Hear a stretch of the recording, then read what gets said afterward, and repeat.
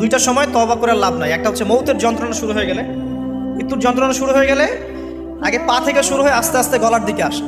হাদিসে যেমনটা এসেছে, সূরা ওয়াকিয়ার মধ্যেও আছে যে পায়ের দিক থেকে যন্ত্রণা শুরু হয়ে আস্তে আস্তে আস্তে আস্তে এই গলার দিকে আসে, এবং আত্মাটা গলার এখানে যখন চলে আসে, এখান থেকে মালাকুল মউত আত্মাটাকে নিয়ে চলে যায় এবং চোখ দিয়ে তাকিয়ে থাকে মানুষ। রুহটা চলে গেলে মানুষ চোখ দিয়ে তাকিয়ে থাকে, দেখবেন এই কারণে মৃত ব্যক্তি তাকিয়ে থাকে, চোখ খোলা থাকে। এবং তখন আসমান থেকে সিঁড়ি নামিয়ে দেওয়া হয়, ওই সিঁড়িতে করে আত্মা চলে যাচ্ছে, ও তাকিয়ে দেখে যে আত্মা চলে যাচ্ছে। এবং মানুষ মারা যাওয়ার পরে চোখ জীবিত থাকে অনেকক্ষণ।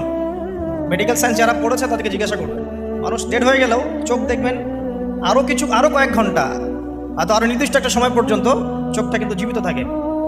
এই জন্যে চোখ বন্ধ করে দিতে হয়। যাই হোক, যেটা বলছিলাম যে মৌতের যন্ত্রণা শুরু হয়ে গেলে তওবা করে লাভ নাই, তওবার দরজা বন্ধ।